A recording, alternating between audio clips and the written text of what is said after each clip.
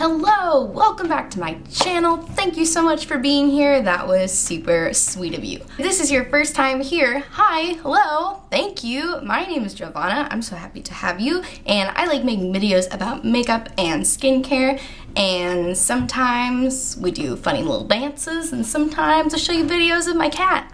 So whether you're new or old, thanks so much for being here. If you clicked on this video, it is because you have an interest in organization, an interest in things that are on the cleaner side. Are you an earth sign? Are you a Virgo? Are you a Capricorn? Are you a Taurus? So today is going to be part 3 in my makeup organization series. You don't need to go in order. You don't need to see 1 and 2 first. The first part, I did my eyeshadow collection. Second part, I did my lipstick collection. And today we are doing highlighters. If you like makeup and if you like organization and if you are having a good time so far, then you're going to love what's to come. Keep on watching. So I tried to break my highlighters up into categories. The categories I decided on are my interesting colored highlights, and then you have my like strange, unusual textured highlights, then you have my standard powder highlights, and you have my liquid highlights. Alright, so let's start with the liquid highlights. This is probably my favorite texture of highlight, at least my most reach for, just because I have really dry skin. So I tend to find that sometimes powdery highlights can emphasize texture and emphasize that dryness, whereas liquid highlights look a little more flattering on me. And my absolute favorite highlighter of all time, at least up until this point, is the Charlotte Tilbury Flawless Filter for Hollywood Superstar Youth Glow. This is beautiful. First of all, Charlotte, brilliant. All of these highlighters come in skin tones. They basically come in like your foundation shade, which just makes them look so much more natural, and it makes it just sink and melt into your skin, and it just like really truly makes you glow from within. Like if there's one product on this earth that gives you a glow from within, because I know that's a term that beauty gurus like to throw around a lot, it's this one. This is actual glow from within in a bottle. I'm not going to talk about it forever because I certainly could, but obviously I'm keeping it. This is actually the first highlighter I ever bought. Wow, it's the NYX Away We Glow liquid highlighter. So I got this a few years ago, and it was the first highlight I ever used. I figured it would be kind of user-friendly because it had a wand on it. I also wasn't wearing any other face makeup at the time. I didn't wear foundation or bronzer or blush or anything. I would just wear a highlight, and it was beautiful for that. I would just rub it in with my fingers and it looked great. Now that I've experienced more highlighters, this is not my favorite formula. I mean, you can see it's like, this is not that old, but it gets really separaty, which to me just shows that the formula is not the most stable, and it's very watery. So it's like you'll put it on and it looks okay, gives a decent amount of sheen. But then when you rub it out, it's just kind of like, I feel like it disappears and it feels a little sticky. There's just a lot of things I'm not thrilled about with this. I'm gonna say goodbye to this because I never reached for it. So this next highlight is like a cult favorite for a lot of people and had a ton of hype around it when it first came out because it was such a unique jelly texture. Can you believe it? It's the Farsali Jelly Beam highlighter. Yeah, so I definitely fell for all the advertising around this because I was like, ooh, it's jelly, it's glamorous. It like truly looked like a blinding highlight. My issue with this is that it's chonky. Like no matter how lightly, ready? Because I'll show you, I'll be light. And no matter how lightly you dip in, it gets chunks in it. And they don't necessarily always rub out. Yeah, so see, I'll start rubbing it on my hand and you can see like the chunks have not blended in, and you really have to like work it to try to make the chunks go away, but even still, there's still chunks in it. My other issue is that while it is wet to the touch when you pick it up, it does dry down.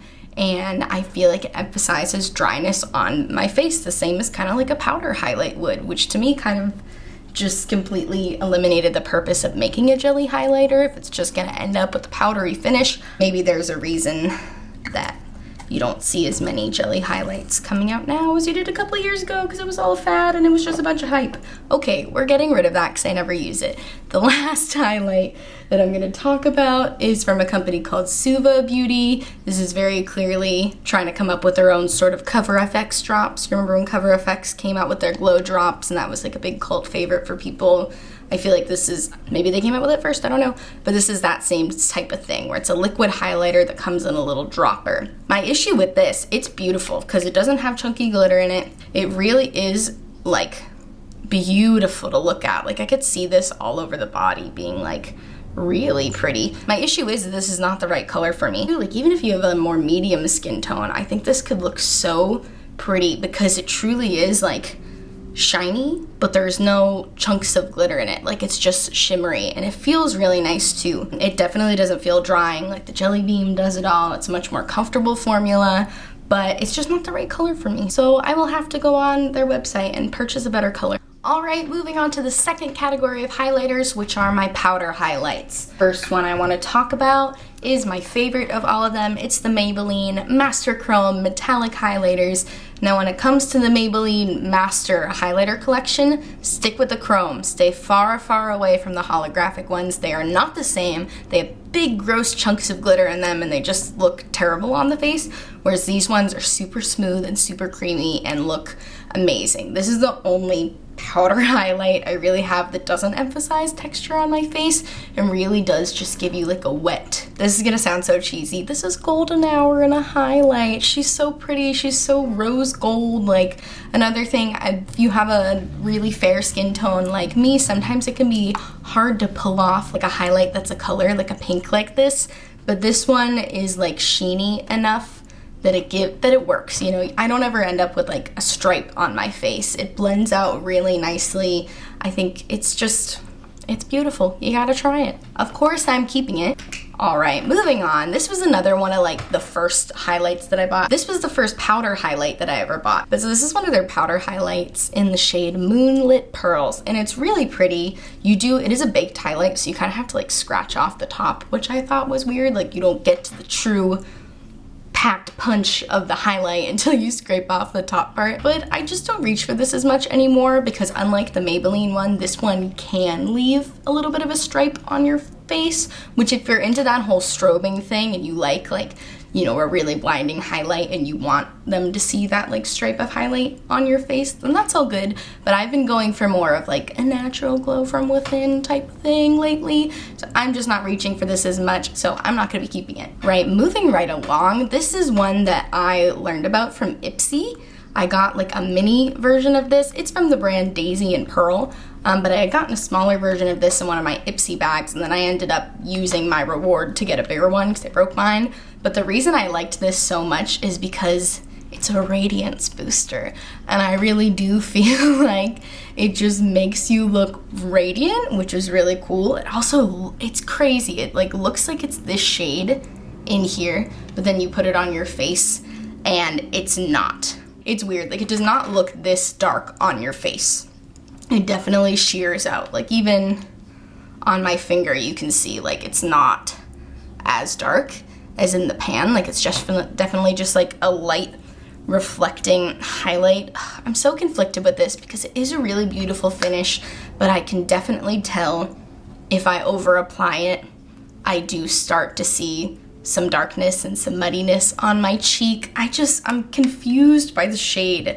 It's not even like it's too dark for my skin tone. It's like purple. So I feel like if you were deeper than me, then it would still show up ashy on your face because it has like a weird purpley gray undertone. Oh, but the luminosity is so good. I'm not gonna keep it, obviously. I don't want my face to look gray. I am sad about getting rid of this. So the last powder highlight I'm gonna be talking about, I also got in an Ipsy Plus thing. I've canceled my Ipsy subscription. It's just way too much stuff and I don't like most of it. But this was a collaboration that Ofra did with Madison Miller, who I guess is like a fitness blogger. And Madison, I'd like to talk because I don't understand these colors you've chosen, Madison, because they don't work on my skin tone. And I feel like if you had a deeper skin tone, kind of like that Daisy and Pearl one, this is like an ashy gray tone, so I don't really know why you would highlight with that. The copper one is kind of pretty. I actually tested it out today. I was like, maybe I'll save this just for eyeshadows because Ofra's highlighter formula is beautiful, but I don't think it's impressive enough to just keep for an eyeshadow. The blush is fine, but I already have a blush like that. I just think these shades are so weird, especially looking at her skin tone. I don't really know why she selected these, and I'm sorry, Madison, but I'm getting rid of it. All right, moving on to my unusual formulas category. First one I'm going to talk about is this Burt's Bees Stick Highlight. I bought this because I was hoping it would be a dupe for the Glossier Haloscope sticks that I love so much but are just so expensive. But this was still like $12, which is $10 cheaper than the Glossier one, but like, well, still a lot for the drugstore, and it's not nearly as good. It's not nearly as highlighty. You don't get nearly as much of a glow. It's not enough for me, love. I mean, you can see it on my hand. Well, you can't really see it on my hand because it's not very bright, so why am I keeping it to not use it at all?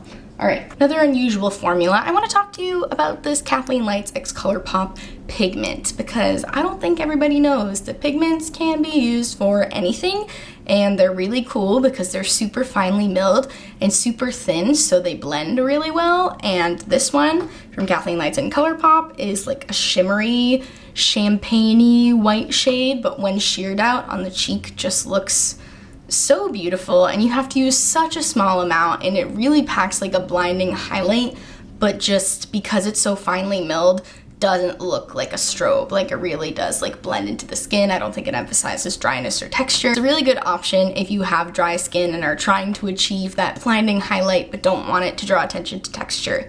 So I would consider this. I'm keeping it, obviously. Right, another unusual texture is from ColourPop. It's their Super Shock highlight in the shade Double Down. This is a bummer to say, because I used to really love the Super Shock highlights when I first got it. I think I was just really like fascinated by this texture. Like, it's cushiony, it's so cool, innovative, really good idea, draws attention to the texture on my skin.